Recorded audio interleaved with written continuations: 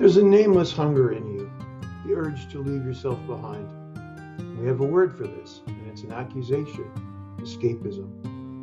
You know the tone it gets set in, something a weaker person does, a failure of nerve or of discipline. Wanting out of your own head is treated as a moral defect, correctable with willpower and better habits.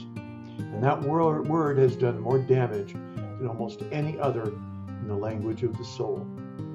Because the urge it names is not a defect. It is one of the oldest drives in the living world, and every attempt to shame it out of existence has only made it more dangerous. Bighorn sheep climb sheer cliffs to scrape psychoactive lichen off the stone.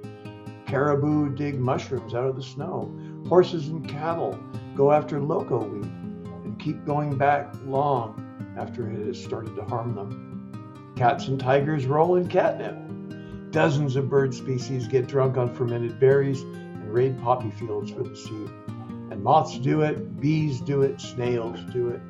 We carry a gene shared with the apes, 10 million years old, that makes alcohol 40 times easier for our bodies to process. The anthropologist Nathaniel Dominy says we are pre-adapted to it, and the biochemist Stephen Benner puts it more plainly. We came out of the trees for a beer. 17,000 years ago, people in Africa were drinking palm wine. 9,000 years ago, people in China were making wine from rice. And there are serious scientists who believe agriculture itself, the whole settled human project, the cities, the writing, all of it, began as a search for reliable access to altered states. And the earliest religious practices we can find any trace of anywhere on earth were the ritual use of hallucinogenic plants. So this is not a modern sickness. It is not our century's problem, and it is not your personal weakness.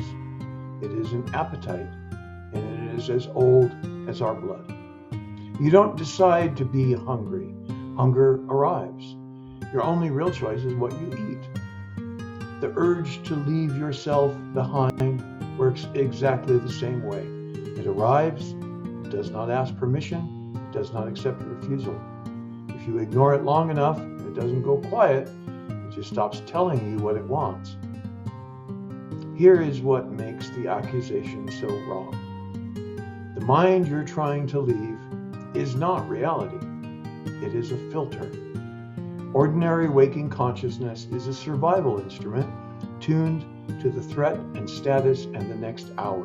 It narrates without stopping, and the story it tells is always about you, where you stand, what you lack, who is watching, what went wrong. It is superb at keeping an animal alive in a dangerous world. It is a very small window on what is actually here. Escape is what a jailer calls it when somebody leaves. And this is where spirituality stops being a subject and becomes practice. Spirituality is connection with something greater than yourself. That's the whole of it, which makes the self the obstacle, the one thing standing between you and everything else. Not because it's wicked, because it is a wall. Every tradition on earth arrives here. The names differ wildly. The doctrines contradict each other. The gods have nothing in common. But the desire and the methods are universal. Dump your ego, get out of the way, and something enormous is allowed in. That's why these techniques exist. This is how it's done. Without them, you have theology, words about the sacred, divorced from experience. The thirst gets slaked either way. In 1961, the brilliant psychologist Carl Jung wrote a letter about a man he had treated years before, an alcoholic. He said the craving for the bottle was that man's thirst for wholeness. It's the same longing the mystics have, but demanding a solution with no name and no map. Jung called it spiritus contra spiritum, spirit against spirits, the bottle against the soul.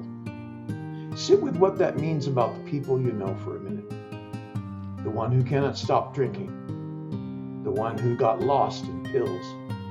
The one at 2 a.m, thumb moving down a feed that is giving you nothing for hours, unable to explain to himself what he's looking for. They are not weak, they are thirsty, and no one ever told them what the thirst was for. Millions of people are drowning in a hunger that is the search for transcendence at its root. But being told it's a character flaw, handed shame where they actually need a door. And you do this too. All of us do, constantly. You try to leave yourself every night when you dream. That is a full dissolution of the ordinary mind, and it happens to you whether you consent or not. You leave in music that's loud enough to drown out thinking. In the drive where 40 miles disappear. In the run past the point where it stops hurting. In sex, in grief, in the book you looked up from to find the evening gone. The question was never whether you were going to leave. The question is whether you know where the doors are. So here's the map. Every culture that ever existed built these independently and arrived at nearly the same short list. Silence and solitude, which strip away the noise itself, which strips away the noise the self needs to keep talking. Fasting, which quiets the body's demand until other things become audible. Rhythm, the drum, the chant, the dance, which entrains a whole group out of themselves at once. Darkness and sensory deprivation, removing the input the ordinary mind is built to process. Controlled breath, deliberately disordered. Pain and endurance, freely chosen. Beauty, which stops thought without any effort at all. Wild nature and elemental force, which dwarf you back into proportion. Sex, and the plants. The plants deserve their own special word. Psilocybin, ayahuasca, peyote, whatever was in the cup at Eleusis that kept the Greek world coming back for 2,000 years. These were not recreation, they were sacraments held inside ritual with elders and preparation and a way home. What we have kept is the chemistry, what we threw away is the container. Modern research is catching up to what the ancients said plainly. Trials at Johns Hopkins and Imperial College have found relief for depression, for PTSD, for the terror of dying, equal or better than the treatments we usually reach for. And what the researchers describe is a dissolution of the boundary between the self and the world. What the ancients called, it was meeting God. These plants are living beings, far older than our species. What they think or want, we can't know. The visions may be the only clue we ever get. And I want to be honest about the trap. There is a story about a woman who went looking to buy a stairway to heaven. She found the hidden garden where the magical plants grow, and she asked the spirit of that place for the stairway and offered everything she had. And the spirit agreed. The stairway appeared, and she climbed it, because the stairway does reach heaven, but she cannot stay there. And so she climbs it again and again, forever. There is no purchase that substitutes for that walk. Every one of these doors opens onto a road, and you still have to walk it. Consider what it costs to never go through the door at all. A person who never escapes the self keeps getting smaller. The fear of death becomes total, because the self is the only thing there is to lose. Everyone who has genuinely left comes back saying the same two things. Death loosens its grip, and life regains its wonder. Let's take such a journey right now. It's safe, it's free, and you can do it in less than 10 minutes. Sit somewhere quiet and let your body go slack. Take a few slow breaths and let the tension drain out of your shoulders, out of your jaw, out of your hands. Now picture yourself dissolving. See your solid form soften and go liquid, and then go to mist, your essence, with no shape holding it.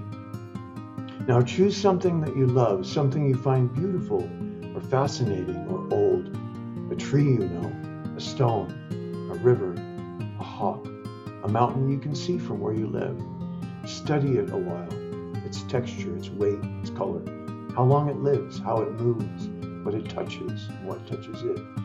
Then sink into it. Let your essence merge with it and fill it. Ask it questions. How does the stone experience this passage of time? How does a wave feel the shore? How does the oak feel the wind and the water? How does the raven see the sky? And stay there.